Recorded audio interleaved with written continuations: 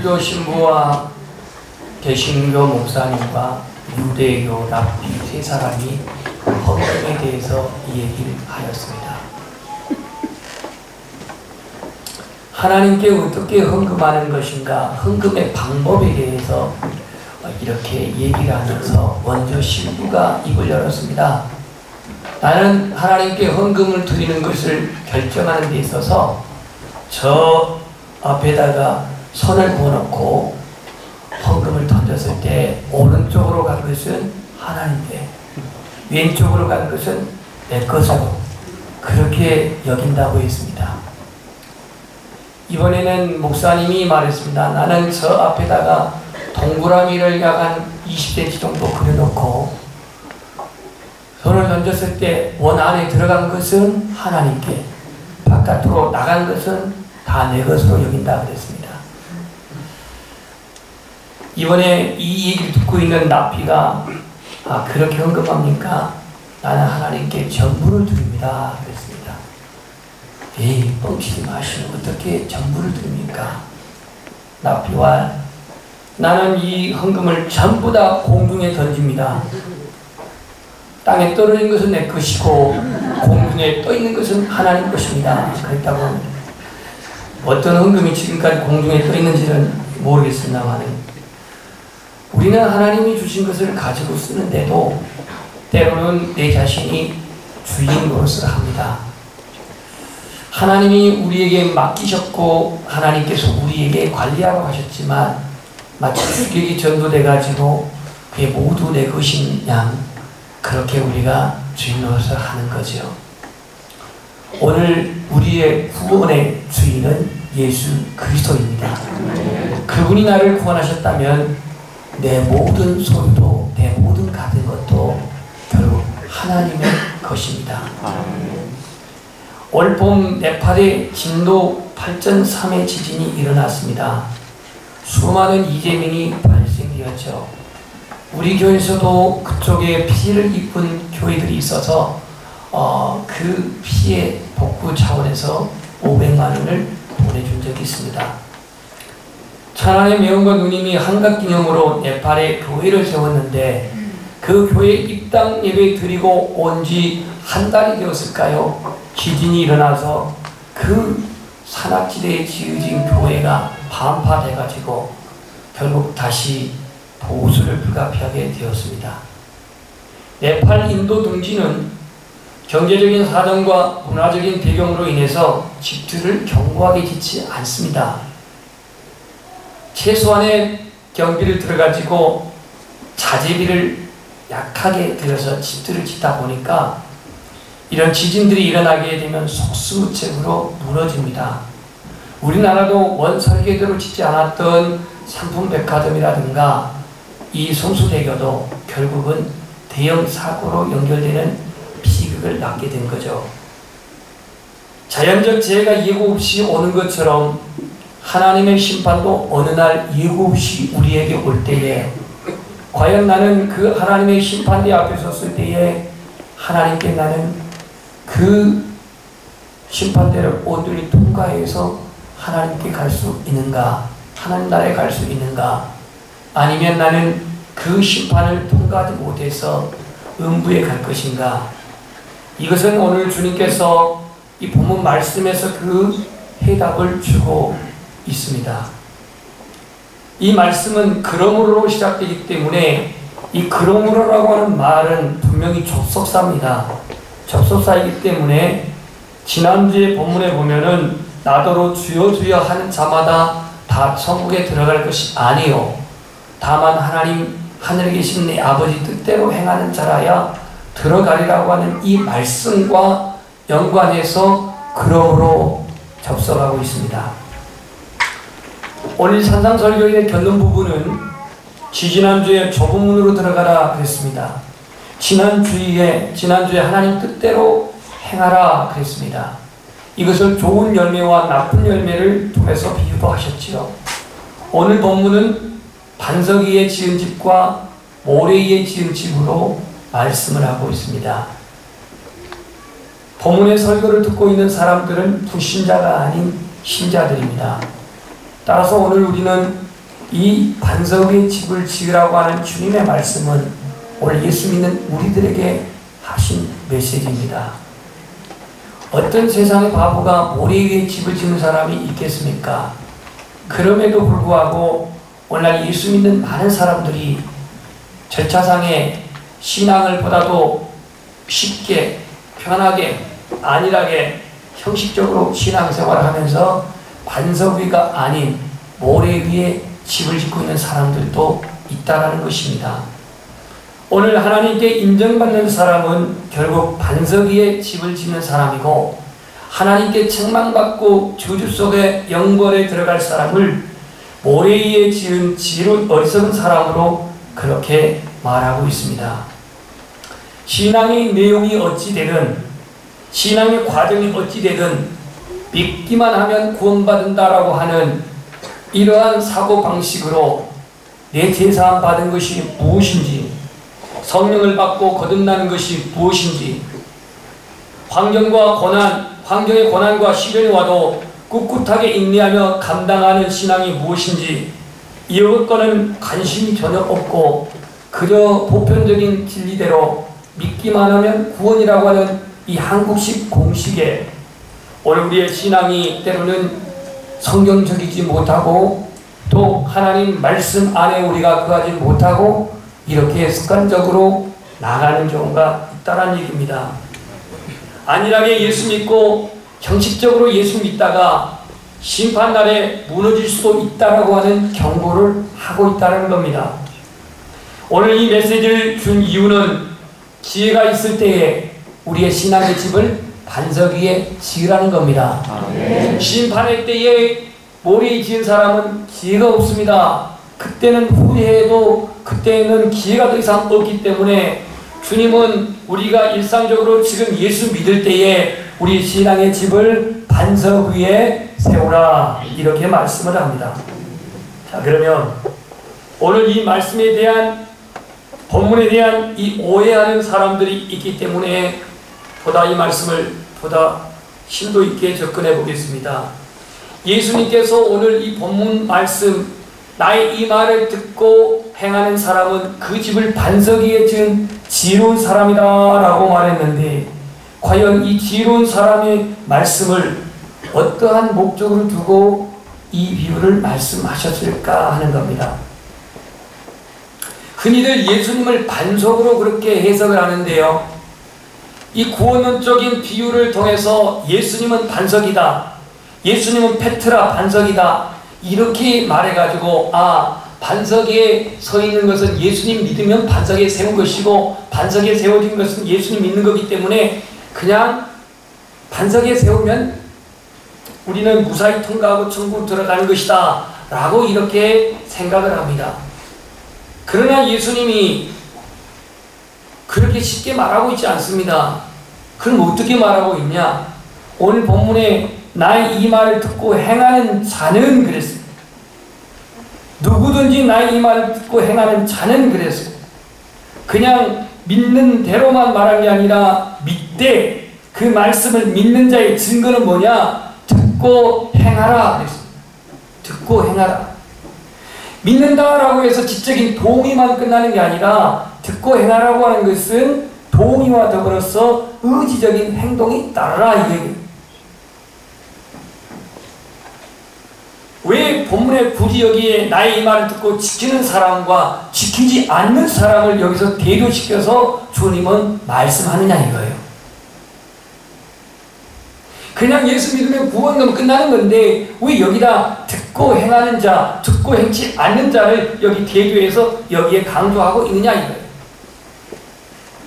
그러면 오늘 본문에 그 말씀의 원리대로 오면 듣고 행하는 사람은 지혜로운 사람이라고 했어요? 어리석은 사람이라고 했어요? 지혜로운 사람이라고 했습니다. 그러면 듣고 행하는 사람은 지혜로운 사람, 지혜로운 사람은 비가 내리고 장수가 나고 바람이 불어 부딪힐 때 무너지지 않는다 그랬어요. 무너지지 않는다.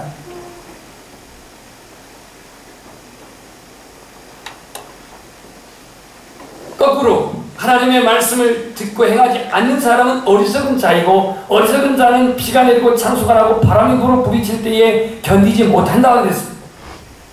그럼 여기서 비가 내리고 창수가 나고 바람이 분다는 게 뭡니까? 현실적인 의미로는 고난, 역경, 시련입니다. 미래적인 의미는 하나님의 심판입니다. 우리가 신앙생활 하면서 오는 고난, 육체의 질병이 오든지 사업에 어떤 어려움이 오든지 가정에 어떤 사고가 임하든지 해서 고난들이 온다 이거예요. 그런 고난이 왔을 때에 하나님의 말씀을 듣고 실천하며 순종하며 살아가는 사람들은 그 고난을 이겨내겠지만 그렇지 않은 사람들은 처참하게 무너져요. 하나님의 존재 여부도 막 흔들려요. 나의 구원의 어떤 확신의 문제도 근간이 흔들려요. 왜? 하나님의 말씀은 지적인 동의가 했던 것이 동의만 했던 것이 나의 믿음의 뼈대가 견고하지 못하다 보니까 조금의 시간과 고난과 역경이 오게 되면 못 견딘단 말이죠. 그런데 하나님의 말씀에 내가 듣고 순종하고 그 하나님의 말씀에 내성이 내 안에 길러졌을 때에 고난이 오는 현재의 고난, 시련, 역경을 견딜 수가 있고 극복할 수 있다는 거예요.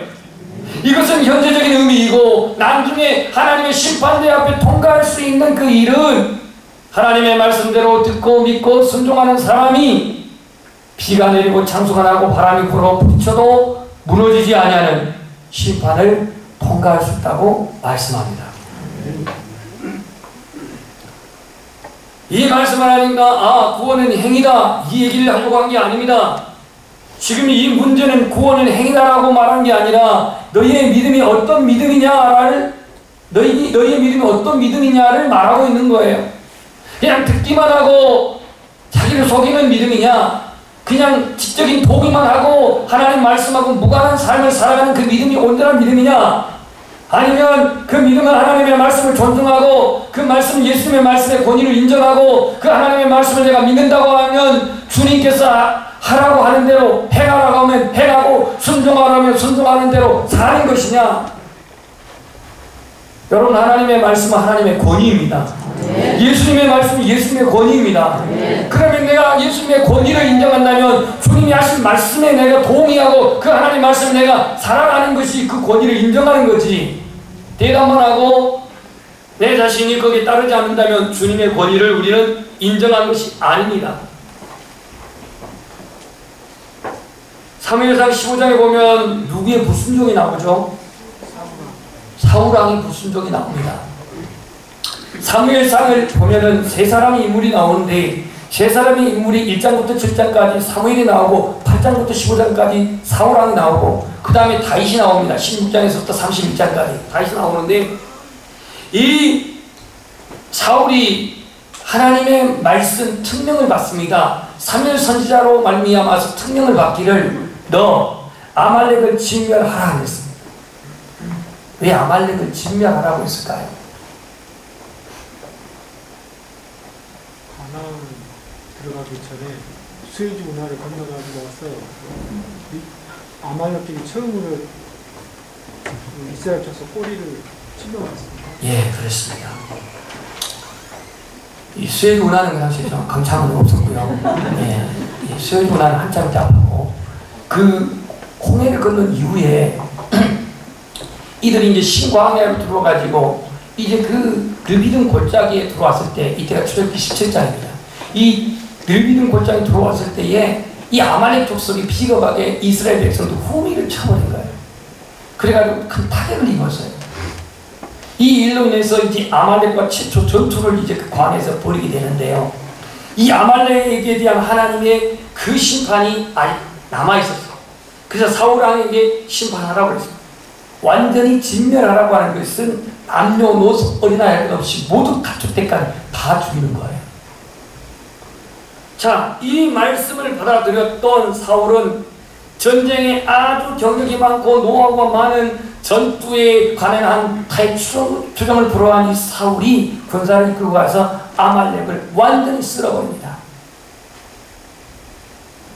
그런데 쓸어버린 과정에서 야, 살찐 송아지를 죽이니 아깝다, 아까워, 누구 말대로 아깝이 하면서 이걸 어떻게 하지? 백성들도 왕이시여 이건 너무 아깝지 않사옵니까? 맞아, 살찐 것은 너희들이 다 전리품을 가져라 그랬어요. 자, 이 왕의 후덕한 그런 배려에 거기에 전투에 참여한 사람들은 살찐 송아지를 전부 다 이제 살찐 소들을 잡아왔으니 절품으로 쏠쏠하게 챙긴 그 재미가 있었어요. 그 민심이 누구에게 돌아가겠어요? 사울에게 돌아간 거예요. 야, 왕, 융통성 있어. 맞아. 저가 다 죽이기 얼마나 아까워. 그냥 잡아가다가 우리가 뭐 제사로 수도 있고 잡을 수도 있고 뭐 양식으로 수도 있고 얼마나 좋아 하면서 절품을 가져오면서 또 아각은 또 생포에 옵니다. 왜 여러분 생포에 왔다고 생각하세요? 그냥 성경을 읽고 그냥 지나가십니까? 자기의 전승의 업적을 좀 기리기 위해서 잡아온 거예요. 결국 잔챙이들 다 죽이고 왕 하나만 잡아오면 이거는 그냥 전쟁의 승리 그 자체예요. 생포에 왔어요. 그리고 또 한 가지 한 게 있습니다. 뭘까요? 기념비를 세웠어요. 기념비. 누구를 위해서 세웠겠어요? 자기를 위해서 세운 거예요. 누구를 위한 전리품이냐? 자신과 백성들을 위한 전리품이요. 그걸 생포해 왔는데 이게 하나님 영광이 아니야. 자기의 전승의 그 결과물을 가져오기 위해서 전승비, 기념비를 세웠는데 이것도 자기의 승리의 영광을 기리기 위해서 세운 거예요.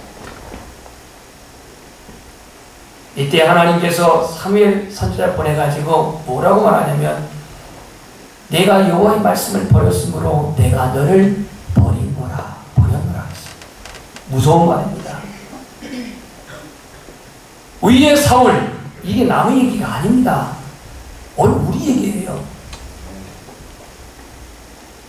내가 사울왕이 아니니까 아니라고 하지 말고 사실 우리가 하나님이 주인인데 내가 주인 노릇할 때 여러분 다 진멸하라고 했을 때 그걸 다 죽인 건 아까워. 그래서 거기서 합리적인 사고와 현실적인 실용적인 선택을 합니다.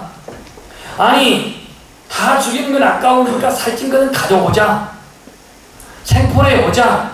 기념비를 세우자. 자기 명예를 위해 자기 영광을 위해 이 선택하고 있는 사울왕의 판단은 오늘 우리들의 모습이기도 합니다. 하나님의 인정보다 사람의 지지에 우위를 두고 하나님의 말씀의 순종보다 합리적이고 실용적인 선택을 하고 하나님의 권위보다 자기의 명예의 진리를 추구하고 있는 이 사울왕, 어쩌면 사울왕과 같은 유형의 성도들을 오늘 본문에 모래 위에 집을 지은 어리석은 사람이 아닐까 이렇게 생각을 합니다. 오늘 주님이 말씀합니다. 그러므로 이 그러므로가 주는 접속사의 의미를 생각해 보십시다. 이 그러므로는 앞서 21절과 연결되어 있습니다. 우리 21절을 읽어보겠습니다. 시작.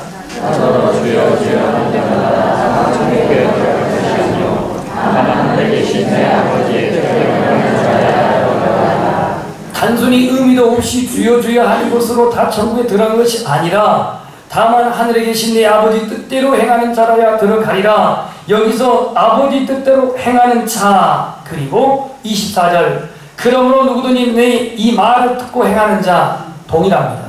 아버지 뜻대로 행하는 자, 이것은 곧 내 말을 듣고 행하는 자. 그러므로 이것은 접속어가 되고 있습니다. 어떤 사람 말씀을 듣기만 하는 사람이 있습니다. 듣기만.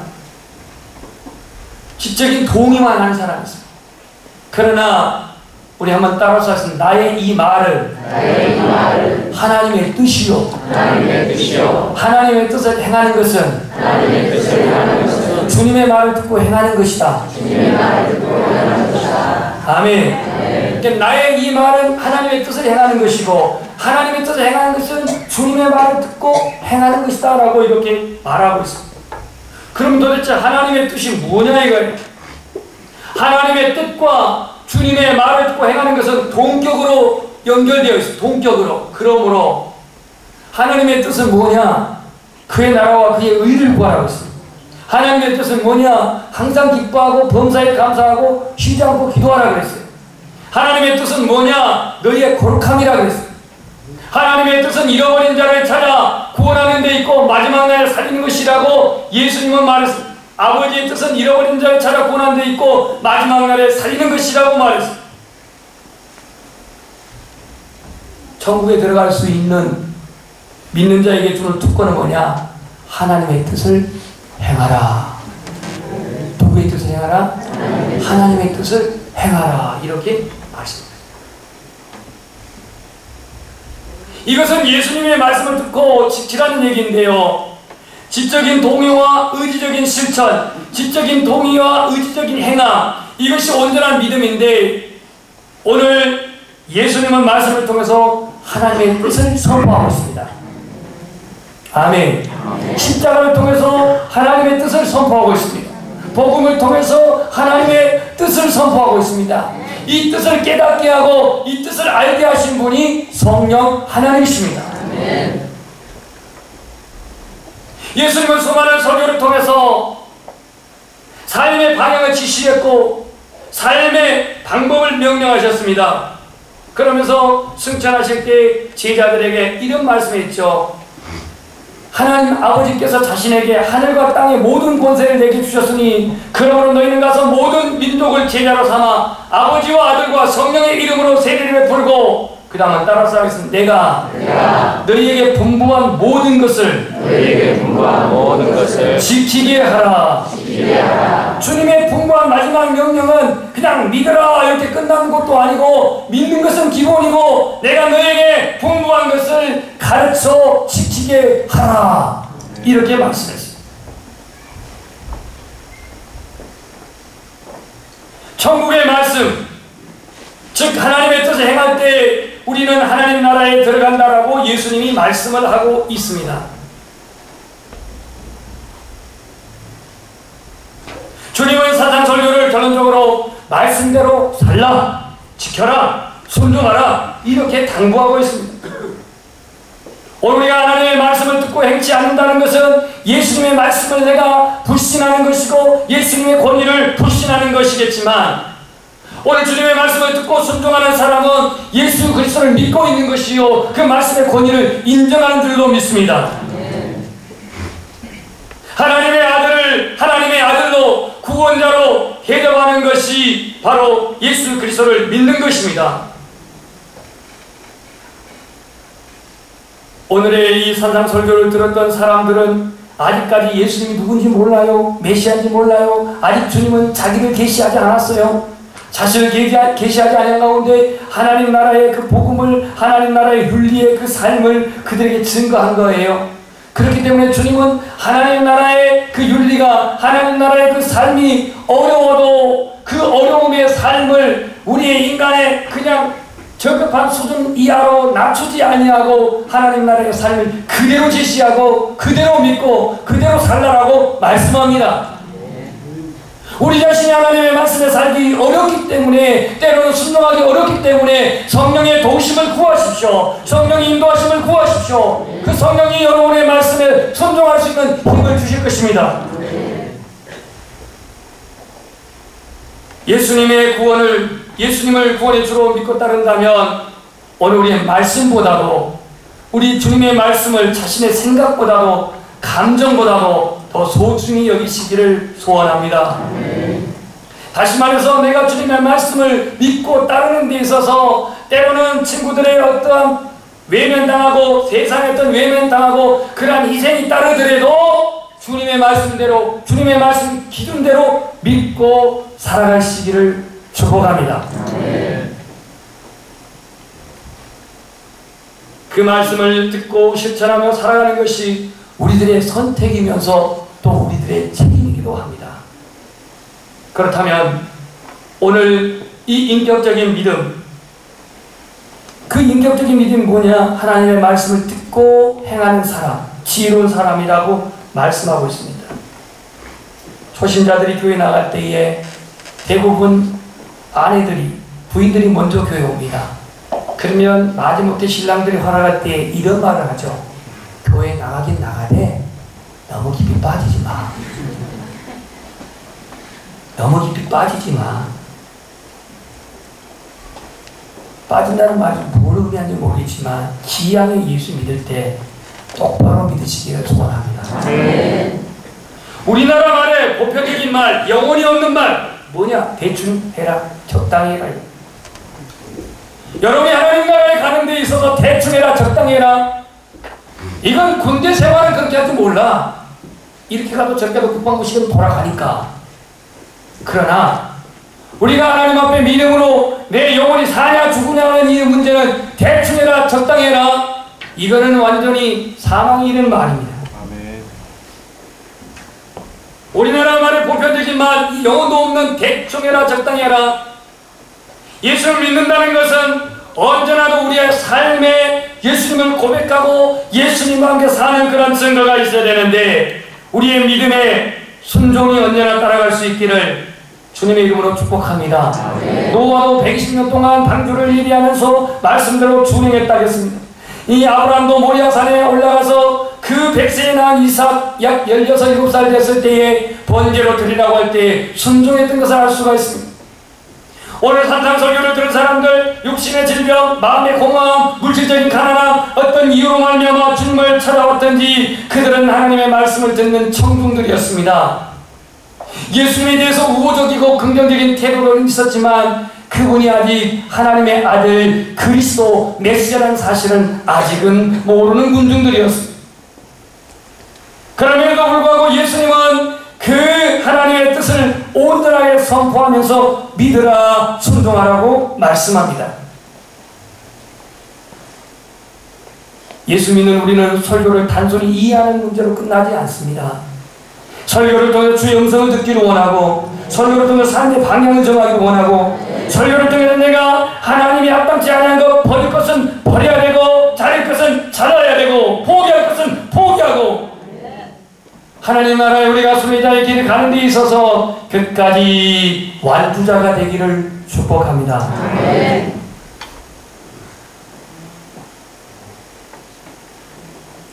말씀을 사모하시기를 원합니다. 네. 말씀을 더 배우시기를 원합니다. 네. 더 묵상하시기를 원합니다. 네. 어떤 초신자가 체계적인 성경 공부가 없는 가운데 신앙생활하면서 하나님 말씀에, 예수님 목사님 말씀에 성경을 읽으십시오, 성경을 읽으십시오 그랬더니 그가 드디어 성경을 폈습니다. 오늘 주신 말씀이 하나님 주신 은혜의 말씀이라고 딱 폈더니 어딜 폈냐면 마태복음 27장 5절이었습니다. 유다는 물러가서 스스로 몸에 죽은지라. 이거 오늘 주신 말씀이 아닌 것 같아. 예. 다시 펴자. 그리고 또 폈더니 이번엔 누가복음 10장 37절인데, 이 마가복음 10장 37절인데 가서 너도 이와 같이 하라. 불안해졌습니다. 한국 사람은 상세판이야. 한 번 더 성경을 폈습니다. 이번에 요한복음 13장 27절인데 예수께서 유다에게 이르시되 내 하는 일을 속히 하라.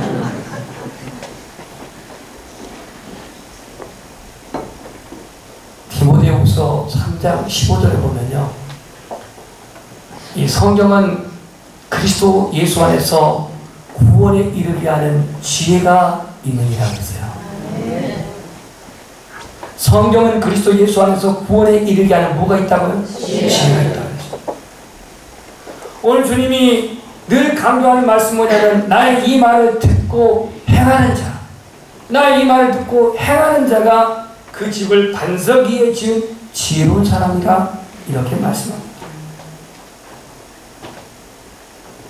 여러분들이 하나님의 말씀을 듣는 대로 끝나지 말고 하나님의 말씀을 듣고 순종하고, 또 하나님의 말씀을 설교 시간만 듣고 끝나는 게 아니라 하나님의 말씀을 펴서 묵상하고 그 가운데 성령의 동심으로 말미암아 주의 음성을 듣고 성령의 임재로 말미암아 그 하나님 말씀이 내게 체험되어지기를 축복합니다.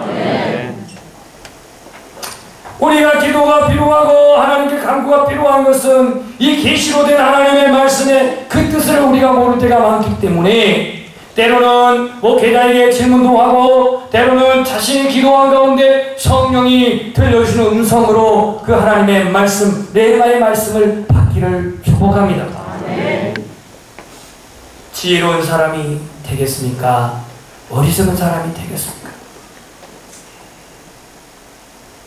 지혜로운 사람이 되는 것은 당연한 일인데 그럼에도 불구하고 오늘 우리의 신앙생활을 어리석게 하는 사람들이 있다는 거예요.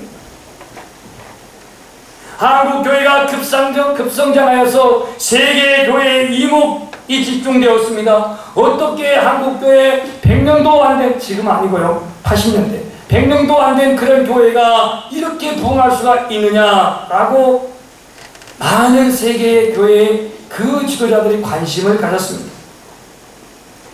그런데 그 급성장이 많은 약점을 노출하고 있습니다. 초기 한국 교회는 사회에 영향력을 미치는 영향력이 있었습니다. 여러분, 독립선언서를 작성한 33명의 이 인 중에서 16명이 기독교인이라는 사실 아시죠? 몰라요? 거의 반절, 약 50% 가깝기가 기독교인입니다. 그 당시 초기 교회는 어떤 핍박도 받게도, 일제치하에 그 밖에도, 공산주의 밖에도 굴하지 않는 신앙의 지조와 굳건함이 있었습니다. 그런 선조들의 믿음에 의해서 한국교회가 급성장하였는데 신자는 많아졌지만 구별된 성도는 많지 않고 양적 부흥은 외쳤지만 질적 성장은 부족하였습니다. 뒤늦게 성경 공부다, 제자 훈련이다 시도했지만 순종이 없는 십자가 신앙 부재인 지식적인 바리새인들을 많이 그냥 양산했어요. 마치 콘크리트 벽돌 조작할 때에 콘크리트 그 벽돌을 조작할 때 약 70cm나 8cm 이상을 쌓지 않습니다. 만약에 일을 빨리 한다고 1m 50, 2m 이상 쌓아놓게 되면은 양생하기 전에 이걸 쌓아놓기 때문에 결국은 나중에 크랙이 가고 쉽게 무너집니다. 여러분들이 궁금하시면 박민영 기사한테 물어보십시오. 높이 쌓지가 않아요. 우리 교회도 그랬습니다. 이 관여신 집사님이 그 공투업자가 안수 집사님이었는데 일정 이상 높이 쌓지 않아요. 그런데 건물을 빨리 짓는다고 그냥 1m, 2m 계속 그냥 조정을 해갖고 나오면은 이 건물은 결국은 도시공사가 될 수 없습니다. 한국교회의 급성장도 어쩌면 너무나도 지금 그 후유증이 여러 가지 그러한 그 아픔으로, 대립으로 나타나고 있는 것을 부정할 수 없습니다. 말씀을 정리하겠습니다. 우리 한번 따라서 하겠습니다. 우리는 평생 동안 예수님 믿고 살아야 합니다. 아멘. 너무 조급하지 마십시오. 서두르지 마십시오. 나 빨리 믿어가지고 안수 집사님 되고 권사님 되겠습니다. 그거 별로 반갑지 않습니다. 그 하나님 세워야 세우는 거지. 뭐 그냥 빨리 한다고 빨리 됩니다. 조급하지 말고 서두르지 마십시오. 모래에 지은 집은 쉽고 빨라요. 그러나 반석에 지은 집은 어렵고 오랜 시일이 걸려요. 예수님의 말씀을 듣고 지키는 사람은 차분히 지어가는 거예요. 이 사람이 지혜로운 사람이에요. 최소한 하나님의 말씀을 듣고 그 순종하며 성령의 도움을 구하는 사람이 지혜로운 사람이에요. 우리 연양교회 모든 지체들은 예수님의 말씀을 온전히 듣고 들을 뿐만이 아니라 온전히 실천하고 순종하는 지혜로운 성도가 되시기를 주의 이름으로 축복합니다.